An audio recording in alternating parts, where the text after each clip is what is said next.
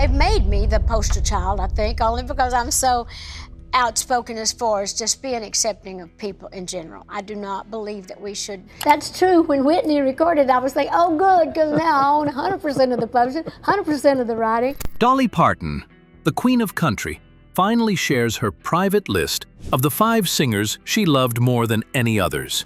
This amazing star came from simple beginnings to become a worldwide hero. But even heroes have their own heroes, and Dolly's picks are incredibly special. She deeply respects certain artists who touched her heart in a big way. Tune in, because hearing who Dolly herself looks up to will change how you see music history. 1. Keith Whitley. To begin with an artist who holds perhaps the most touching and, in some ways, saddest place in Dolly's heart, we turn to Keith Whitley. This choice might surprise many, but those who knew Dolly well understood that Keith stood for everything she felt country music should be, at its very best. Keith came from a coal miner's family in Kentucky. Almost too much. It's hard to find that happy medium, where you can be home and still work enough to pay the bills, but... He had a voice so pure and full of feeling, it could break your heart and then somehow put it back together, all in one song. When Dolly first heard his demo tapes in the late 1980s, she knew right away she was listening to someone incredibly special. She heard a raw, honest sound that reminded her of her own childhood in the Appalachian Mountains. This was combined with a singing skill that matched any of the greatest legends in country music. Sure, we've already recorded a couple of songs that'll be on my next album. Should be out in summer, and we'll probably do another one. Their work together, though sadly cut short, started when Dolly used her strong position in the music world to help Keith. She pushed hard for RCA Records to sign him as a singer, opening doors for the young artist who was struggling to get noticed. Musicians who were in the studio during those recording sessions described Keith's voice as pure, liquid emotion. When I'm stepping out with you, I'm in two stepping cool. They also shared how Dolly would often sit completely still and spellbound while Keith sang his parts, sometimes with tears rolling down her cheeks. She was that deeply moved by his amazing talent. It wasn't just that he could hit all the notes. It was the feeling he put into every single word, a feeling that Dolly, with her own deep understanding of storytelling through song, recognized and deeply valued. What made Keith Whitley so special to Dolly wasn't only his incredible voice, it was also the soul of his songwriting.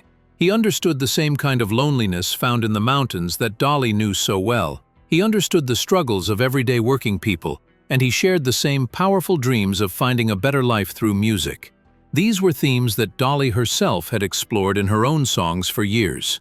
Music writer Robert K. Orman wrote about several talks where Dolly spoke with great passion about Keith, calling him the future of real country music. She truly believed he was on his way to becoming one of the all-time greats, someone who could carry the traditions of country music forward while still sounding fresh and new. She saw in him a kindred spirit, an artist who sang from the depths of his experience. The awful tragedy happened in 1989 when Keith Whitley died much too young, at the age of 33. His career was just beginning to take off, and it seemed like there was no limit to what he could achieve. Dolly was completely heartbroken by his death. She later told close friends that she felt Keith's passing was like losing country music's greatest unfulfilled promise. That was one of the best, the most played records of the year, I think it did in terms of airplay and sales generated and everything. I think it was one of the hottest records.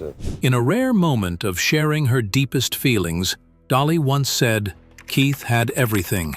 The voice, the heart, the stories. He was what I've always tried to be, but naturally." For Dolly, Keith Whitley was the pure, true soul of country music.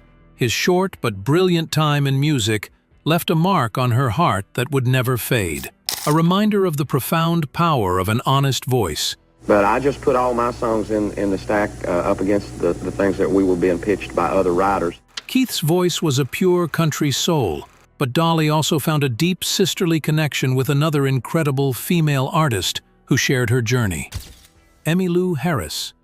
Another artist very close to Dolly's heart formed a friendship that went far beyond just making music together. It blossomed into something that felt almost like a spiritual bond. This special connection was with the wonderful Emmylou Harris. When these two amazing women first joined their voices in the late 1970s, the world of country music didn't quite know it was witnessing the start of one of its most long-lasting and beautiful partnerships. At that time, Emmylou was enjoying a lot of success after her work with Graham Parsons. She was bringing a classy, folk music-inspired style to country. Dolly, for her part, was making a big name for herself as a solo artist, working hard to show everyone she was more than just her famous, sparkly image. Well, I've been hitting it pretty hard since 1995. Well, probably since 1975. But it's been a real intense period, a very creative period for me. Their first meeting took place in a Nashville recording studio, and the connection they felt was immediate. It wasn't a romantic spark, but it was definitely a musical one. Producer Chips Moman, who was there and heard them sing together for the very first time, described their voices blending as something truly magical. He said it was like two voices that were meant to sing together since the beginning of time. What made their friendship and their musical partnership so incredibly special wasn't just how good their harmonies sounded when they sang together. In high school, I was interested in folk music and country blues and that kind of stuff, and a little bit of country music, my brother. It was also about how they inspired each other to become even better artists. Dolly was famous for her smart business skills and her ability to connect with a wide audience.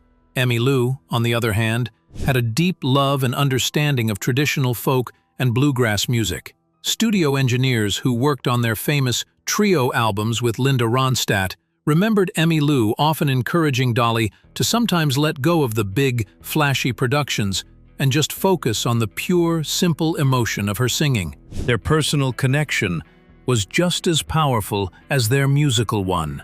In the 1980s, when Dolly faced some criticism from people who thought she was moving too far towards a pop music sound, Emmylou was one of the very few people in the Nashville country music scene who publicly stood up for her and defended Dolly's artistic choices.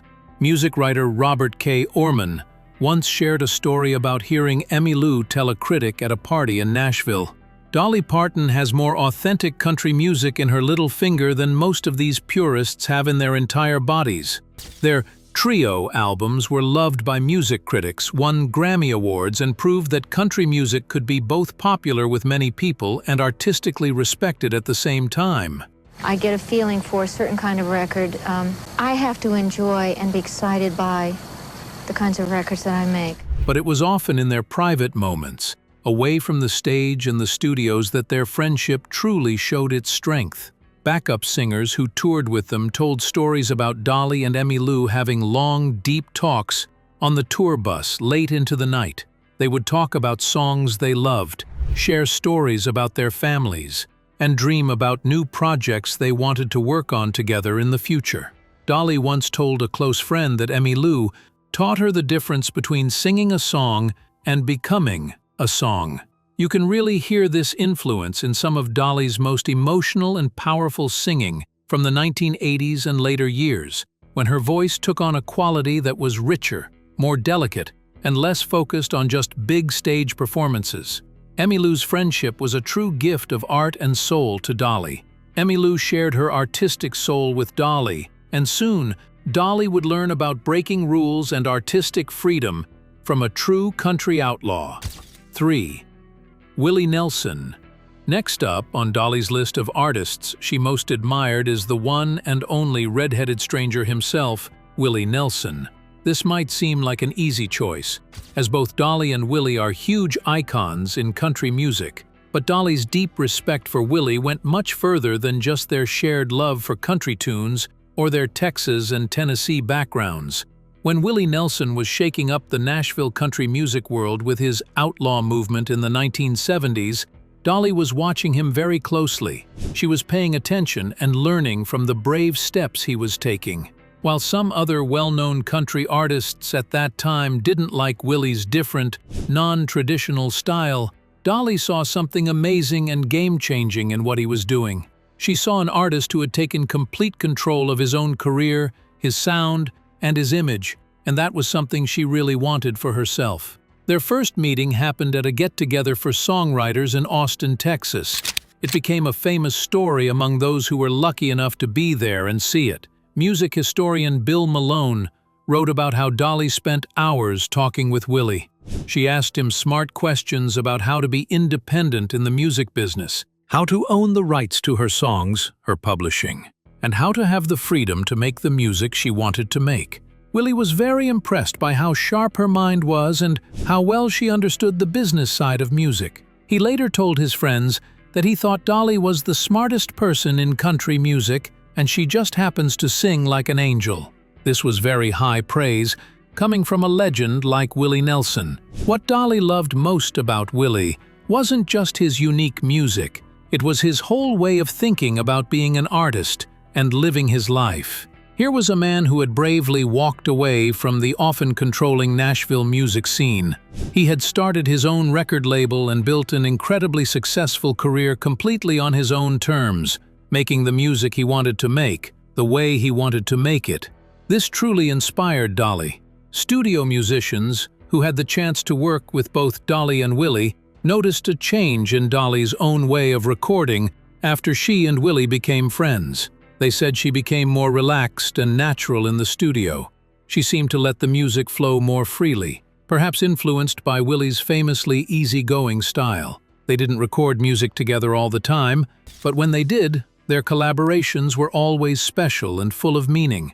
When they sang together, Willie's laid-back guitar playing, which often had a touch of jazz influence, created the perfect amount of space for Dolly's powerful voice to really shine and breathe. It wasn't about competing, it was about complementing each other. Producer Chips Moman, who worked with both of them, once said that Willie was one of the very few musicians who never seemed to try to outshine Dolly's voice when they sang together.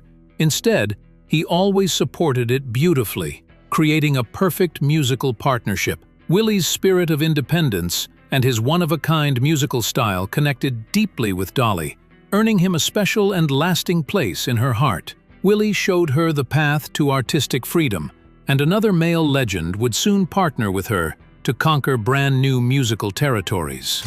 4. Kenny Rogers. An artist whose connection with Dolly might surprise some people, but who earned her immense admiration, is the legendary Kenny Rogers. If you just looked at their musical styles written down on paper, you might not think they would be a perfect match. Kenny was famous for his smooth, pop country songs that crossed over to mainstream radio. I went over and instead of going out and watching it, I went backstage and I took his place. He had an easy, almost conversational way of singing. Dolly, on the other hand, was pure country fire. She had an amazing voice that could span 4 octaves and a down-home mountain style that was all her own. But as everyone knows, sometimes the most wonderful and unexpected magic happens when you least expect it. Something special, but not what it sounds like. Islands in the Stream was written by Barry Gibb of the Bee Gees. The story of their famous partnership really began in 1983. Barry Gibb of the Bee Gees had written a song called Islands in the Stream. He offered it to Dolly first. She loved the melody right away but felt it needed a male voice to make it truly complete. Interestingly enough, Kenny Rogers wasn't the first person she thought of. She was actually thinking more along the lines of a traditional country singer. But her producer at the time, David Foster, had a different idea. He suggested Kenny Rogers. When Kenny walked into the studio to try out the song, many people in the music industry were unsure about the pairing. I guess, when I was a kid, the first memory I have, my first recollection I ever have of singing. Country radio programmers wondered if Kenny, who had so much pop success, was country enough for Dolly's audience. At the same time, pop radio stations wondered if Dolly, with her very strong country roots, was too country for Kenny's fans. The recording session itself even started out a little bit awkwardly. Both Dolly and Kenny felt a little unsure about how the song was arranged, and how their different voices would actually sound together. Then, in a moment that has become a famous part of music history, something just clicked between them. Sound engineer Al Schmidt, who worked on that very session, later described the incredible moment when their voices blended together for the first time. He said, It was like watching two puzzle pieces snap together. Suddenly, this song that had been good became something extraordinary. Islands in the Stream wasn't just a hit song. It became a massive cultural event. It stayed at #1 on the country music charts for 2 weeks and also became a huge hit on the mainstream pop charts. More importantly for Dolly, this song opened up doors to a whole new group of fans. And she achieved this without having to change who she was or leave her country roots behind. So I'll take just one quick second, if you don't mind, and thank the young man who really turned everything around for me, Larry Butler. The personal friendship that grew between Dolly and Kenny also surprised many people, including Dolly and Kenny themselves. They came from different parts of the music world, but they soon found out they had a lot in common. Both of them had grown up in working-class families, and both understood what it felt like to be underestimated by people in the music business early in their careers. Musicians who worked with them on other projects later on described an easy, natural chemistry between them whenever they were together. Kenny's relaxed, laid-back style seemed to balance out Dolly's high energy and her desire for everything around her to be perfect. Years later, Dolly told a Nashville journalist why Kenny had earned her lasting respect and admiration. She said, "He showed me that you could be completely authentic without being limited by genres. Kenny never pretended to be something he wasn't, and somehow that made everything he touched more honest." Kenny taught her about being true to herself across music styles, and Dolly would also find inspiration in the soaring voice of a rock icon from a legendary band. 5. Steve Perry, Journey. Rounding out our look at singers Dolly Parton admired is a voice that comes from a different world than country. Steve Perry, the iconic lead singer of the rock band Journey. Dolly's appreciation for Journey, and specifically Perry's powerful vocals, was highlighted when she included their classic power ballad, Open Arms, on her Rock Star album project. For this special recording, she collaborated directly with Steve Perry himself, a pairing that many fans were thrilled to hear. This choice shows Dolly's wide-ranging musical taste and her respect for great singers, no matter their genre. I could not, find the honest passion for singing. The Rock Star album was a big project for Dolly, a chance for her to explore the rock and roll music that she had loved throughout her life, but hadn't professionally performed much. When deciding which classic rock songs to cover, Open Arms was a natural fit, not just because it's a beloved song, but because Steve Perry's original vocal performance is legendary. Well, I have a story this is a true story. Okay, I was the one of the 3 songwriters, myself, John, and Neil. We wrote this song together. His ability to convey huge emotion with a voice that could soar to incredible heights clearly resonated with Dolly.